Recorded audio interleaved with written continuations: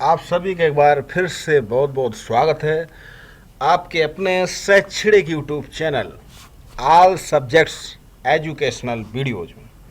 तो जहाँ पर पढ़ सकते हैं आप अपने सभी पाठ सभी कविताएं। तो चैनल को सब्सक्राइब जरूर करें, घंटी का बटन भी दबाएं और लाभ उठाएं। तो आज पाठ शुरू करते हैं। आओ सीखे विज्ञान कक्षा 7 बेसिक शिक्षा परिषद द्वारा संचालित इस पुस्तक का रेशों से वस्त्र तक। अब इस पाठ में हमें क्या क्या पढ़ना है, ये जो सब लिखा हुआ, आप वीडियो को पॉज करें और ठीक से पढ़ें। हम यहाँ सिर्फ चर्चा करेंगे। तो पिछले कक्षा में क्या पढ़ा कि जो प्राकृतिक चीज़ें जैसे पेड़ पौधों से यानी कपास या जूट, उनसे कैसे वस्त्र, धागा फिर वस्त्र। अब हम जंतुओं से प्राप्त रेशों जैसे ऊन तथा रेशम से कैसे वस्त्र बनाते विधि जानेंगे। पौधों एवं जंतुओं से प्राप्त रेशे तो वो तो सभी पड़ा है, जो सूती वस्त्र, चादर, पर्दे जो भी सब हम प्रयोग करते हैं वो सब कपास से बनते हैं। और जूट के रेशों से रस्सी, बोरा, दरी। वैसे पश्चिम बंगाल जो है वो इसके लिए काफ़ी प्रसिद्ध है। इस प्रकार जंतुओं से प्राप्त होने वाले रेशों का जंतु रेशे कहा जाता है, जंतुओं से।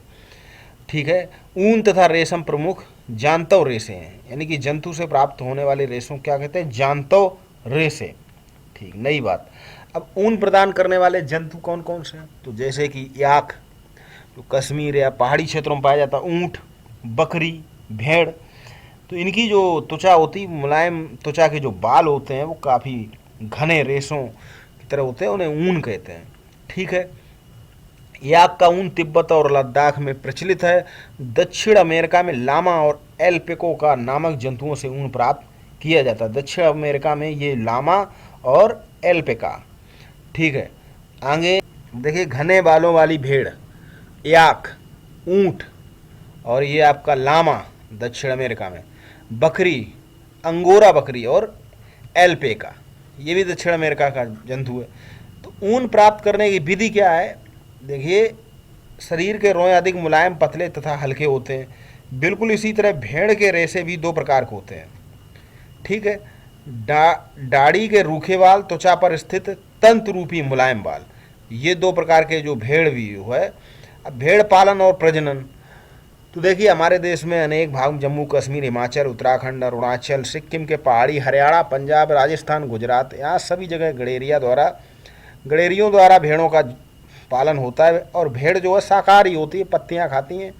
दरअसल भेड़ों के रेशों की गुणवत्ता उनके पोषण, जलवायु तथा उचित देखभाल पर, देखिए जलवायु का बहुत बड़ा स्थान होता है।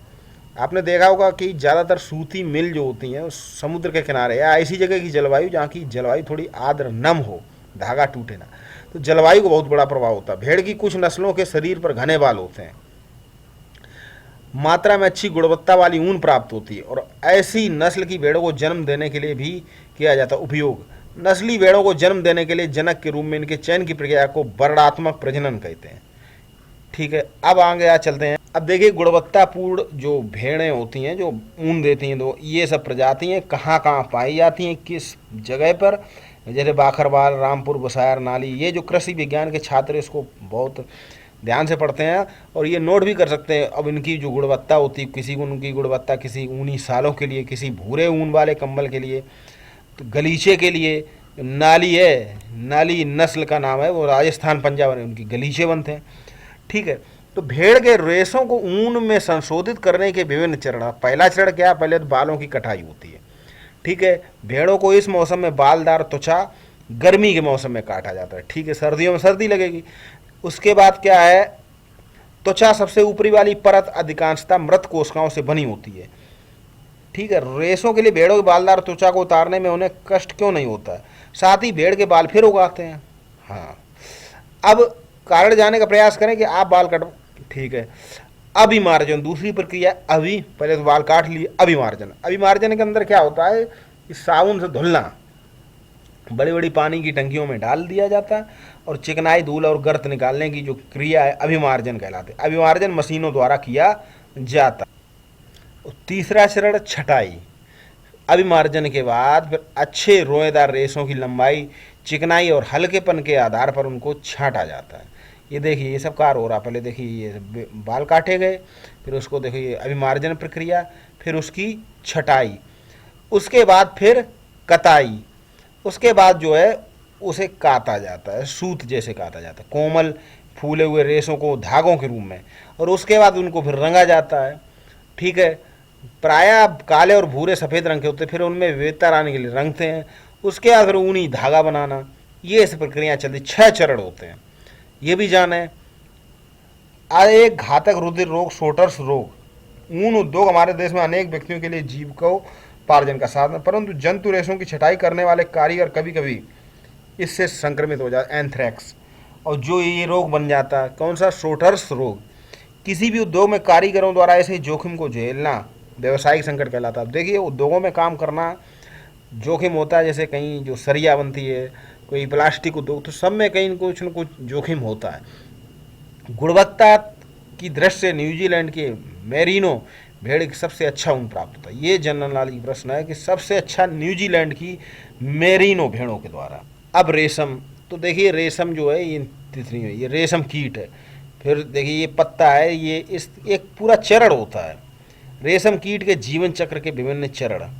ठीक है, किस चरण में, सबसे पहले ये नर और मादा, फिर यहाँ पर पत्तों पर जो है ये कीड़ा अंडा दिया है, ये देखिए कीड़ा, उसके बाद फिर रेशम कीट बनता है, फिर कोकून बनता है उससे, और कोकून में विकसित कीट, अंदर अंदर वो विकसित होता रहता है, ऊपर कोकून जो है। तो ये रेशम कीट का जीवन चक्र आप इसे नोट कर सकते हो। रेशम कीट सहतूत, अरंडी, ओक इत्यादि के पेड़ों पर पाले जाते हैं। सहतूत या अरंडी या ओक। और रेशम कीट सैकड़ों की संख्या में अंडे देते हैं, जो सहतूत की पत्तियों की निचली सतह पर चिपक जाते हैं। अंडों से सफ़ेद रंग का लार्वा निकलता है, जिसे कैटरपिलर कहते हैं, इल्ली या लार्वा कहा जाता है। ये पेड़ की कोमल पत्तियों को खाते हैं और 4 से 6 हफ्तों में वृद्धि करके जीवन चक्र की अगली अवस्था में प्रवेश करते हैं। ये सब आप नोट करेंगे। ये देखिए चक्र है पूरा, रेशम कीट, उसके बाद अंडा, उससे लार्वा बना, लार्वा से कोया या कोकून बना। तो ये रेशम कीट का जीवन चक्र है। और रेशम कीट पालन को कहते हैं सेरीकल्चर। क्या कहते हैं, सेरीकल्चर। भारत का प्रमुख सेरीकल्चर केंद्र कर्नाटक के मैसूर तथा बेंगलुरु में है। कर्नाटक के अतिरिक्त आंध्र प्रदेश, तमिलनाडु, पश्चिम बंगाल, जम्मू कश्मीर, असम में भी रेशम का उत्पादन होता है। ये आप नोट करें, पढ़ेंगे, जनरल नॉलेज बस। असम तथा झारखंड में कई किसानों का प्रमुख व्यवसाय कीट पालन ही है। पेड़ों पर रेशम कीट को पतले, अब देखिए कोकून से रेशम प्राप्त करना, कोकून से फिर किस तरह, देखिए उसको पहले 95 डिग्री से 97 डिग्री सेल्सियस तक बहुत ज़्यादा टेम्परेचर होता है, लगभग जब पानी खोलने लगता है 10 से 15 मिनट के लिए डाल दिया जाता है। ऐसे कोकून के चारों लिपटे रेशों के बीच का चिपचिपा पदार्थ धुल जाता और रेशम के रेशे पृथक हो जाते हैं। इस प्रकार देखिए रेशम प्राप्त करने के लिए प्यूपा से वयस्क कीट बनने से पूर्व ही कोकून को एकत्रित करके, यानी वयस्क कीट बनने से पहले ही, तथा रेशम के रेशे, इस प्रकार प्राप्त रेशम अधिक लंबे तथा उच्च कोट को। ध्यान देने की बात यह कि यदि प्यूपा से वयस्क कीट बन जाता है तो वह कोकून के रेशों को काटते हुए बाहर निकल आता। ऐसे कोकून से प्राप्त रेशम की गुणवत्ता, अब ये भी एक समस्या है, अगर वो पूरा वयस्क हो जाए, काट के बाहर आ जाएगा। तो रेशम के रूप में उपयोग के लिए कोकून में से रेशे निकालने की प्रक्रिया रेशम की रीलिंग कहलाती है। इस प्रक्रिया में लगभग 4 से 8 कोकून के रेशों के साथ मिलकर रेशम का धागा बनाया जाता है। रीलिंग विशेष मशीनों द्वारा की जाती है। और इस तरीके से, अब देखिए अंत में जानकारी से भरी बात कि एक रेशम कोकून से 300 मीटर से 900 मीटर तक, यानी 1 किलोमीटर तक का निकल जाता है। और ये रेशम की एक कोकून से, और 1 किलोग्राम रेशम प्राप्त करने के लिए 5500 कोकून की आवश्यकता होती है। रेशम कीट पालन में लगभग 1% कोकून से रेशम प्राप्त न करके उन्हें वयस्क रेशम कीट बनकर तैयार होने के लिए छोड़ दिया जाता, ताकि वे रेशम निर्माण के लिए पुनः नया जीवन।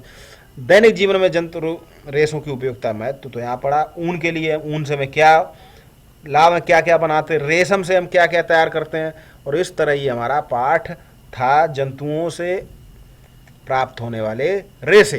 तो इसे आप नोट कर लें, इतना आपने इस पाठ से सीख लिया। और ये अभ्यास प्रश्न है, इनको भी आप नोट कर सकते हैं, किताबें नहीं, आप वीडियो को पॉज कर इनको नोट कर लें। और उसके बाद अगला पाठ होगा पदार्थ की संरचना एवं प्रकृति, और ये भी प्रश्न है, आप इनको भी नोट करेंगे। वीडियो को पॉज कर देखिए, वीडियो पॉज करें, इनको सबको नोट करें। चलिए फिर अगले पाठ के साथ मिलते हैं। चैनल को सब्सक्राइब कर ही लिया होगा, घंटी का बटन दबा दिया होगा। नमस्कार।